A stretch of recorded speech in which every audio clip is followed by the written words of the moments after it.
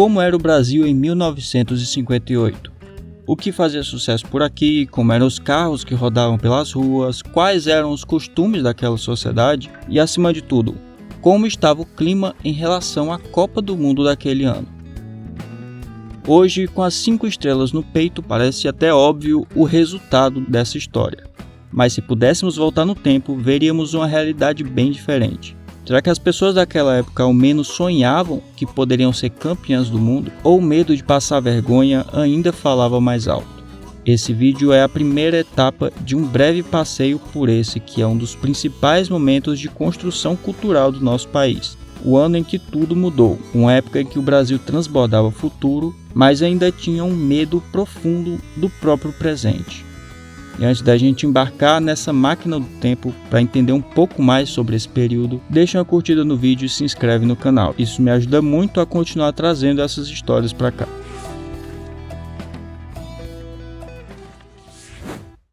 Para começo de conversa, a gente precisa entender o cenário da época.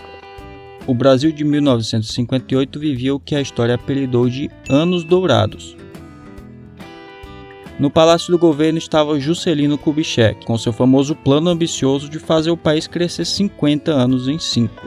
Imagina a ambientação da época. Brasília estava sendo erguida do absoluto zero no meio do cerrado. Um projeto futurista que parecia provar que o brasileiro podia desenhar o seu próprio futuro. Nas ruas, o ronco dos motores trazia um ar de novidade. A indústria automobilística nacional estava decolando e os primeiros carros montados aqui começavam a disputar espaço nas ruas com os importados. Dentro das casas, a classe média descobria a revolução dos eletrodomésticos. Ter uma geladeira moderna ou uma batedeira na cozinha era o ápice da sofisticação. Esses aparelhos representavam bem mais do que simples eletrônicos de casa. Eles simbolizavam o progresso, a tecnologia e a mudança do estilo de vida. A cultura brasileira também estava em um momento de puro crescimento e sofisticação. Ali, bem timidamente, nos apartamentos da zona sul do Rio de Janeiro, a bossa nova começava a dar seus primeiros passos.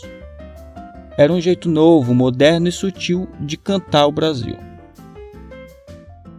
A televisão já existia, claro, mas ainda engatinhava. Era um artigo de luxo, com transmissão rústica e chuviscada. O verdadeiro ponto de encontro dos brasileiros ainda era o rádio.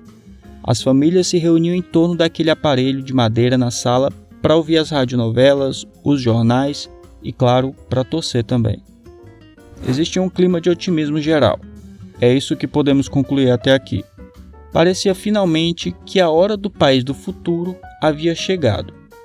Mas, mesmo com toda essa ambientação a favor, o otimismo com a Copa do Mundo não seguia o mesmo ritmo. O país JK estava cheio de projetos grandiosos, crescimento econômico e sensação de modernidade. Mas, quando o assunto era futebol, o fantasma da Copa de 50 ainda estava bem presente.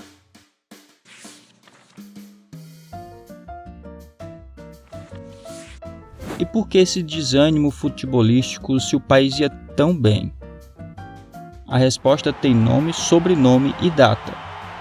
16 de julho de 1950. Esse é o episódio conhecido como Maracanaço. Naquele ano, o Brasil tinha tudo para ser campeão em casa. Tínhamos um belo time, o Maracanã estava lotado com 200 mil pessoas e bastava um empate contra o Uruguai para o Brasil conseguir mais um ponto e a festa já estava garantida nas ruas.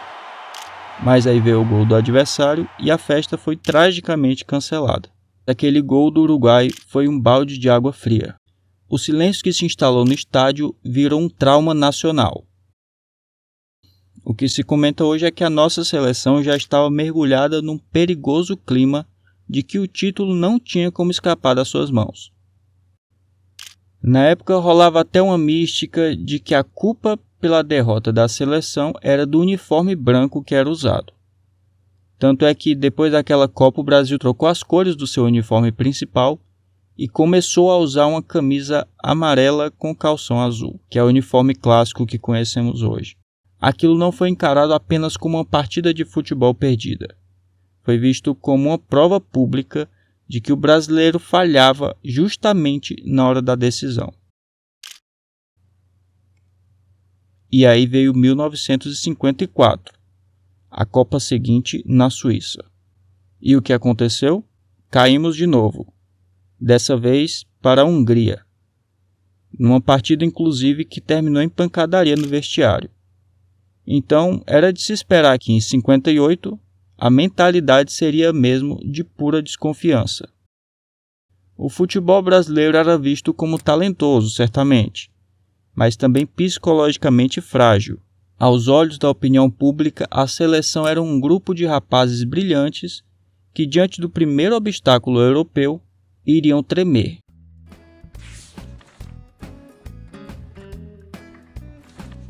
É nesse cenário de depressão esportiva que entra um dos maiores cronistas da nossa história, Nelson Rodrigues.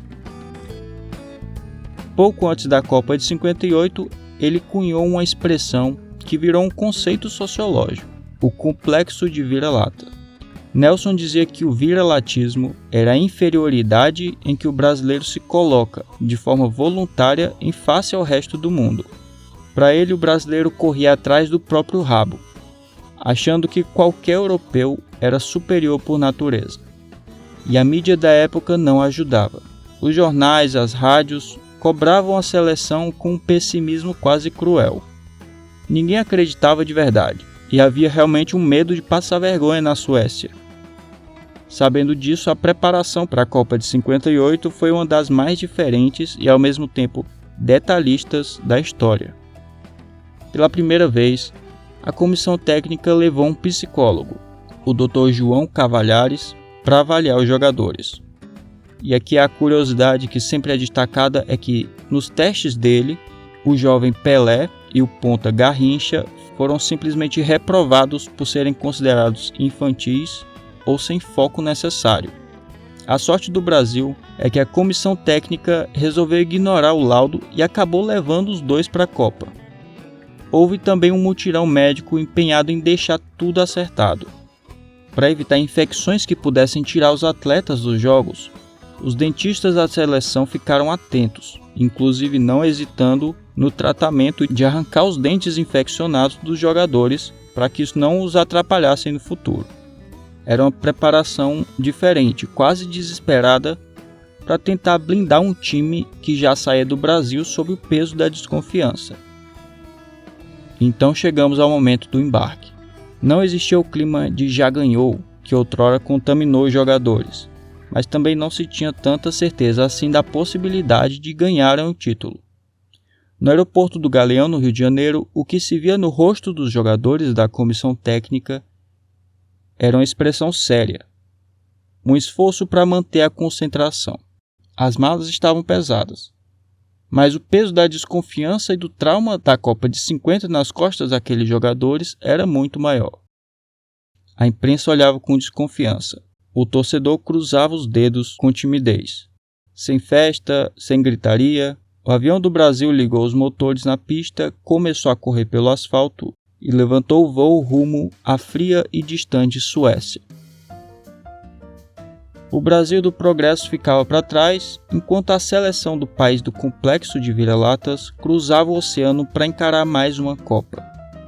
Ninguém sabia ainda, mas aquela viagem marcaria o início de uma das transformações culturais mais importantes da história do Brasil.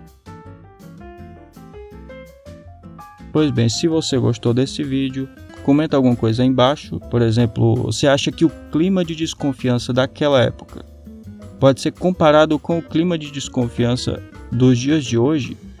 No mais, é isso e até o próximo vídeo.